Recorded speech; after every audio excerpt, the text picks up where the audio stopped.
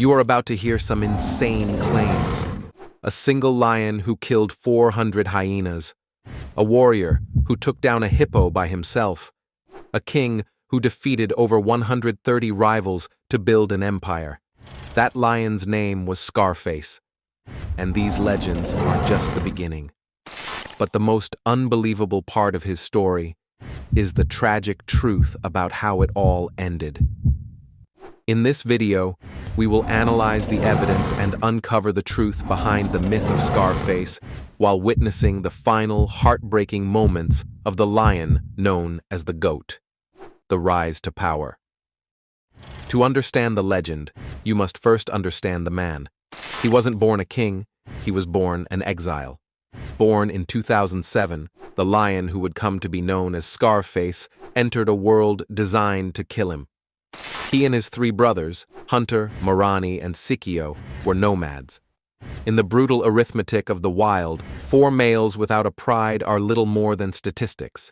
They are walking ghosts, doomed to be picked off by stronger coalitions or the constant threat of starvation. They navigated a harsh purgatory, where every scent on the wind signaled potential danger. Yet these 4 brothers possessed something that defied the odds, an unbreakable bond. They formed a coalition that would go down in history, the 4 Musketeers.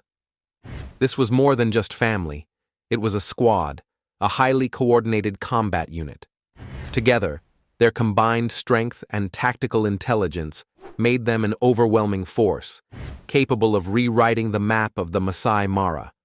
In late 2011, they set their sights on the ultimate prize, the Marsh Pride. This was no ordinary territory, it was the crown jewel of the Mara, a lush kingdom abundant with water and prey. Taking it would declare their kingship. They launched a coordinated violent coup, dethroning the 2 resident males in a brutal showdown. The Musketeers had claimed their kingdom. But a king needs a crown. Scarface earned his in 2012 during a vicious territorial patrol when he sustained a deep, horrific gash over his right eye. For any other animal, an injury this severe, especially so close to the brain, should have been fatal. It should have marked the end. Instead, it marked a new beginning. The wound healed into a permanent, iconic scar. It wasn't merely a mark of damage, it became his signature, a brand that symbolized a survivor who had gazed into the abyss and did not flinch. From that day forward, the lion was no more. In his place stood Scarface. The reign. With his kingdom secured and his legend established, Scarface entered his prime, and it was truly glorious. The 4 Musketeers commanded a vast empire stretching over 400 square kilometers. They were absolute rulers and the undisputed leaders of their domain. This is where the stories and myths that would make him a global phenomenon truly began. Let's examine some of the claims about him. Did he really kill 400 hyenas? The number itself is almost certainly a legend, but it is born from a terrifying truth. Scarface and his brothers were renowned as hyena-killing specialists. For most predators, confronting a full-grown hyena clan is a daunting challenge. However, the Musketeers approached them with a unique and chilling aggression. They didn't just chase hyenas away from their kills, they engaged in a relentless campaign to eliminate them. This calculated brutality is why the exaggerated number exists. It serves as a testament to their absolute dominance over their eternal rivals. What about the story of Scarface taking down a hippopotamus? Such tales stem from awe. A full-grown hippo is one of the most dangerous animals in Africa, a true beast that even entire prides of lions tend to avoid. While it's conceivable for a coalition of lions to hunt a young or sick hippo, there is no verified evidence of Scarface accomplishing this feat alone. The story persists because those who witnessed him, with his imposing presence and battle-scarred face, believed he was capable of anything. Now, consider the claim that he defeated over 130 lions. While there may not be a literal scorecard, this figure reflects a decade of continuous warfare, To conquer and maintain a kingdom of that size for so long is almost unheard of. Imagine the sheer number of challengers he faced, the young males seeking glory and the desperate nomads searching for a home.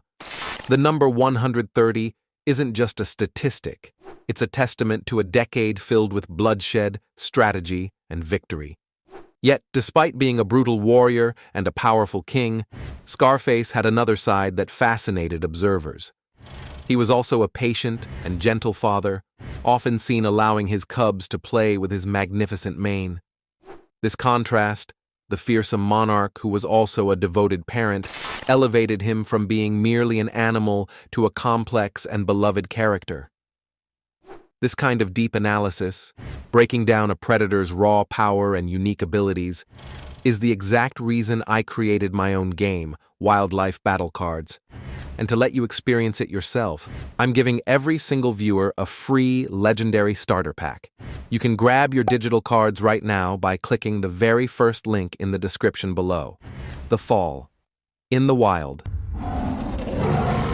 Time is the ultimate adversary. After a decade of war, even the greatest kings begin to feel its weight. The iron grip of the musketeers started to rust. The legendary coalition fractured. In 2019, one of the brothers, Hunter, vanished without a trace. In early 2020, the other brother, Sikio, died from his wounds after a final battle. The once unbeatable quartet was reduced to just two aging warriors. Scarface, the great king, was becoming an old man. His once powerful frame grew thin, and his effortless swagger transformed into a painful limp. He became a living monument, carrying the weight of 1,000 battles on his scarred body. As his strength faded, rumors began to circulate. The most persistent one claimed he was killed by a Maasai herdsman's spear. It was the ending everyone expected for a life lived by the sword, a final, violent confrontation with a man. A tragic, but fitting fate for a warrior.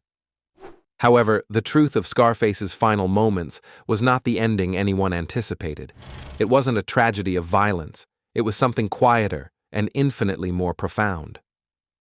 On June 11, 2021, the news broke. Scarface was dead. But there was no spear, no final battle, and no rival standing over his body. At 14 years of age, an ancient age for a wild male lion, he died peacefully of natural causes. In his final days, Scarface undertook one last epic journey. He walked over 25 kilometers, weak and emaciated, on a pilgrimage back to the Marsh Pride territory, the place where his reign began. It was as if he was guided by some deep instinct, a need to return home. He lay down in the heart of his kingdom and simply let go. He had won his final battle, the right to die on his own terms. So, why is Scarface still remembered as the greatest of all time? It's because he wasn't just a fierce animal, he became a global symbol of resilience. His story, shared across the world, captivated millions. His life was a masterclass in survival, brotherhood, and dominance. However, his death imparted a different lesson. Even the most violent life could find a peaceful resolution. He lived a life marked by legendary violence, but was granted a death of legendary peace. His legacy continues to thrive in the Maasai Mara today, carried on by his numerous descendants who embody the traits of a true and undisputed king.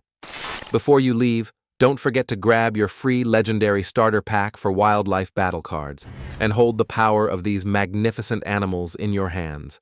Just follow the first link in the description. If you believe that every legend has a story worth sharing, be sure to subscribe and turn on notifications, as our library of legends is just getting started. If you learned something new, please like this video and click here to watch another one of our epic stories. Thank you for being part of this journey. Stay wild.